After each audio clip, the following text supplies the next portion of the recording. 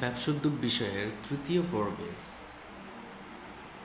আজকে আমরা আত্মকর্মসংস্থান তৃতীয় অধ্যায় আত্মকর্মসংস্থানের জ্ঞানমূলক এবং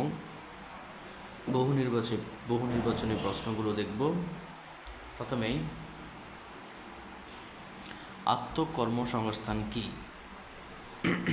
আত্মকর্মসংস্থান হচ্ছে স্বল্প পুঁজি, নিজস্ব চিন্তা, জ্ঞান, বুদ্ধিমত্তা ও দক্ষতাকে কাজে লাগিয়ে নিজের কর্মসংস্থান সৃষ্টি করাকে আত্মকর্মসংস্থান বলে।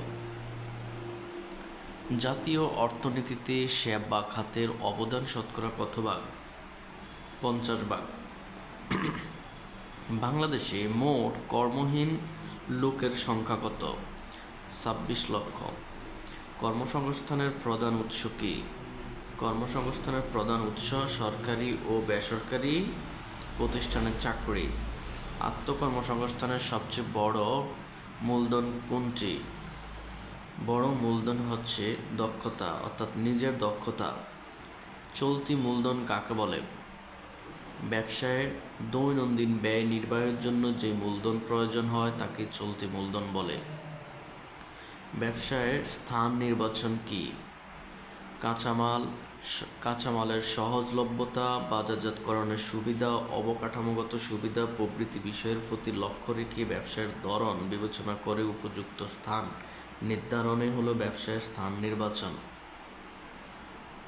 কর্মসংস্থানকে প্রধানত কয় ভাগে ভাগ করা যায়? 3 ভাগে। ব্যবসায়ের সাফল্য লাভের অন্যতম পূর্ব শর্ত কি? অন্যতম পূর্ব শর্ত হচ্ছে সঠিক পণ্য নির্বাচন। ব্যবসায়ের স্থান নির্বাচনের বিবেচ্য বিষয় কি? ব্যবসায়ের স্থান নির্বাচনের বিবেচ্য বিষয় হলো কাঁচামালের সহজলভ্যতা, বাজারজাতকরণের সুবিধা, অবকাঠামোগত সুবিধা প্রভৃতি। এ হলো তৃতীয় অধ্যায়ের অর্থাৎ আত্মকর্মসংস্থানের জ্ঞানমূলক প্রশ্ন। এবার আমরা দেখব বহু নির্বাচনী প্রশ্নগুলো। কোনটি আত্মকর্মসংস্থানের আওতাভুক্ত? ছাতা মেরামত। আত্মকর্মসংস্থানের সবচেয়ে বড় মূলধন কোনটি? নিজের দক্ষতা। বাংলাদেশের অর্থনৈতিক রিভিউ 2011 এর পরিসংখ্যান অনুযায়ী জাতীয় অর্থনীতিতে কৃষিখাতের অবদান শতকরা কত? 20 ভাগ। দেশের মোট শ্রমশক্তির পরিমাণ কত? 5,67,00,000। অর্থনৈতিক বিবেচনায় বাংলাদেশ কোন ধরনের দেশ? উন্নয়নশীল। অর্থনৈতিক রিভিউ 2011 এর পরিসংখ্যান অনুযায়ী জাতীয় অর্থনীতিতে কোন খাতের অবদান বেশি? সেবা খাতের। বাংলাদেশের অর্থনৈতিক রিভিউ 2011 অনুযায়ী মোট জাতীয় উৎপাদনের সেবা খাত থেকে আসে কত ভাগ? 50 ভাগ। নিম্নের কোনটি বেতন ভিত্তিক কর্মসংস্থানের উদাহরণ? সরকারি চাকরি। আত্মকর্মসংস্থানের পথে বাধা নয় কোনটি? বয়স। কর্মসংস্থানের প্রধান উৎস কি? সরকারি, বেসরকারি প্রতিষ্ঠান। আমাদের দেশে মজুরি হার কম হওয়ার কারণ কি? অধিক জনসংখ্যা। আত্মকর্মসংস্থানের সবচেয়ে বড় মূলধন হচ্ছে নিজের দক্ষতা।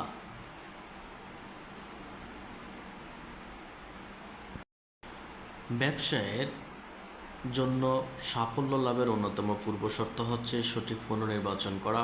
আত্মকর্মসংস্থানের ক্ষেত্রে কোনটি নির্বাচনে অবকাঠামোগত সুবিধার প্রতি লক্ষ্য রাখা প্রয়োজন? স্থান নির্বাচন। ব্যবসায়ের সাফল্য লাভের অন্যতম পূর্বশর্ত কোনটি? সঠিক পণ্য নির্বাচন। কোনটির পর একজন কর্মীর যোগ্যতা ও উৎপাদনশীলতা বৃদ্ধি পায়? প্রশিক্ষণ। নতুন কর্মীদের কর্মপরিবেশের সাথে পরিচয় করিয়ে দেয় কোনটি? প্রশিক্ষণ। কর্মীদের জ্ঞান, দক্ষতা ও মানসিক বিকাশের অবিরাম প্রচেষ্টা কোনটি? প্রশিক্ষণ। প্রশিক্ষণ কি বৃদ্ধি পায়? প্রশিক্ষণে কি বৃদ্ধি পায়? প্রশিক্ষণে কর্মদক্ষতা বৃদ্ধি পায়। আত্মকর্মসংস্থানে জ্ঞান ও দক্ষতা বৃদ্ধির জন্য একান্ত প্রয়োজন কি? প্রশিক্ষণ। কর্মসংস্থানকে প্রধানত কয় ভাগে ভাগ করা যায়? 3 ভাগে।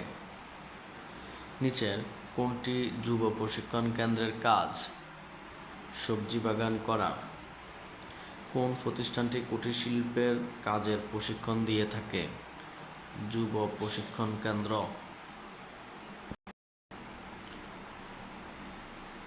নট্রামস কোন মন্ত্রণালয় কর্তৃক পরিচালিত?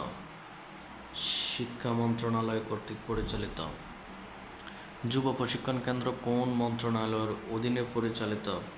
যুব ও ক্রীড়া মন্ত্রণালয়ের অধীনে পরিচালিত।